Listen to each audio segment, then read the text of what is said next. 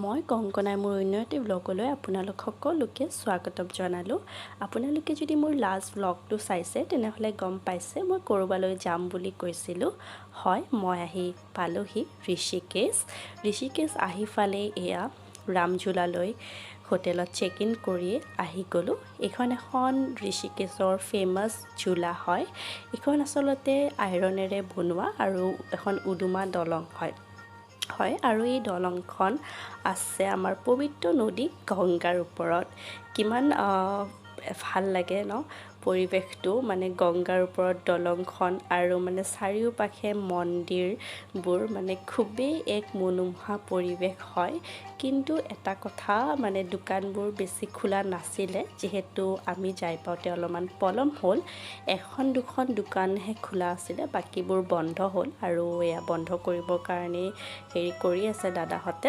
তাৰপিছত ভাবিলোঁ গংগা নদীখনত এবাৰ নামিবই লাগিব, কাৰণ এই চান্স বা আৰু পাওঁ নে নাপাওঁ, এতিয়া পাইছোঁ যিহেতু, গতিকে সকলোবোৰ উপভোগ কৰিব লাগে নহয় জানো। লাইফটো মানে কিমান দিনীয়া, লাইফটোতো দুদিনীয়া, গতিকে যোনখিনি সময়ত যোনটো বস্তু আমি পাইছোঁ সেইটো উপভোগ কৰিব লাগে মোৰ মতে, নহয়নে বাৰু? ৰাতিপুৱা উঠি ভাবিলোঁ কালিতো হোটেলৰ ক্লিপটো লোৱা নহ'ল, বহুত ভাগৰি গ'লোঁ ঘূৰি মেলি আহি পালে গৈ। সেয়েহে ভাবিলোঁ এটা সৰুকৈ ক্লিপ লৈ আপোনালোককো দেখাই দিওঁ হোটেলখনৰ এটা ভিউ। আৰু আমাৰ হোটেলৰ প্ৰাইচ লৈছিলে 2000 ৰুপিজ, আৰু এইটো ৱৰ্থ ইট হয়। আৰু দেখিছেনে পৰ্দাখন দাঙি দিয়াৰ লগে লগে সেইয়াবোৰ পাহাৰ, একদম গ্ৰীনেৰী, গছ গছনি। ৰাতিপুৱা উঠিয়েই যদি ইমান ধুনীয়া এটা পৰিৱেশ দেখিবলৈ পোৱা যায়, কি মজা নহয়নে বাৰু।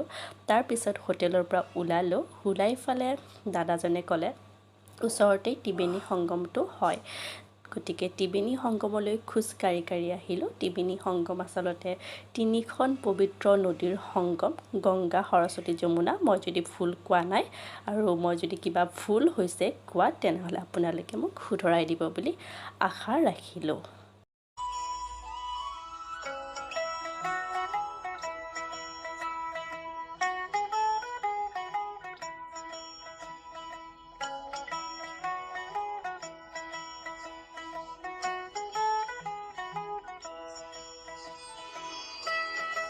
ত্ৰিবেণী সংগমৰ পৰা ওলাই ফালে সেয়া গলিটো দি খোজকাঢ়ি গৈ আছোঁ। খোজকাঢ়ি গ'লে অলপ দূৰতে ৰিক্সাবোৰ ৰখি থাকে, গতিকে এয়া ৰিক্সা এখন ল'লোঁ। ৰিক্সাত বহি এইবাৰ গৈ আছোঁ নেক্সট ডেষ্টিনেশ্যনলৈ। হয়, সেইটো হৈছে জানকী ঝুলা। আৰু যাই থাকোঁতে ৰাস্তাত এইটো মন্দিৰ দেখিলোঁ, এটা ক্লিপ লৈ থ'লোঁ। খুবেই ধুনীয়া নহয়নে পৰিৱেশবোৰ, ইমান যে ভাল লাগে। চাৰিওফালে মন্দিৰ মন্দিৰ মন্দিৰ, আৰু আপোনাৰ যদি লাইফত কিবা ডিপ্ৰেশ্যনো হৈ আছে, আপুনি যেন সকলোবোৰ পাহৰি যাব। আৰু কিমান ধুনীয়া মানে ভগৱানৰ এক মানে পৰিৱেশ, আৰু খুব ভাল লাগে। তাতে থকা লোকসকল সঁচাকৈ খুবেই ভাগ্যৱান নহয়নে বাৰু, ধৰ্মীয় স্থানৰ মাজত আছে তেওঁলোক, সঁচাকৈ খুবেই ভাল লাগে। তাৰপিছত ভাবিলোঁ এটা টি চাৰ্ট লওঁ, তাতে গ'লে চবেই এনেকুৱা এটা টি চাৰ্ট লয়, এটা তাৰে চিন হিচাপে। সেয়েহে ময়ো ল'লোঁ, ময়ো নলওঁ কিয়, ময়ো কিনি ল'লোঁ। কিনি লৈ ফালে এয়া জানকী ঝুলাৰ ওপৰত উঠিলোঁ। হয়, এয়া জানকী ঝুলা। এয়া খুব এওঁলোকে কিন্তু এটা খুব ভাল কৰিছে, খোজকাঢ়ি যোৱাখিনিৰ কাৰণে এয়া মাজেদি থৈছে, আৰু ছাইডেদি তেওঁলোকে যোনে বাইক চাইক লৈ বা স্কুটি লৈ যাব বিচাৰে তেওঁলোকক ছাইডেদি যোৱাৰ কাৰণে ৰাস্তাটো মুকলি কৰি দিছে। খুবেই ভাল নহয়নে বাৰু এটা পদক্ষেপ, খুব ভাল লাগিলে। সেয়া ময়ো অলপমান ব্লগিং কৰি আহিলোঁ, অলপমান ক্লিপবোৰ ল'ব ট্ৰাই কৰিলোঁ। ব্লগিং কৰিব তেনেকৈ নাজানো বাৰু, হ'লেও এটা চেষ্টা কৰিলোঁ। খুবেই ভাল এক পৰিৱেশ, খুবেই ভাল এক অভিজ্ঞতা। আপোনালোককো মই ক'ম, আপোনালোকেও যাব।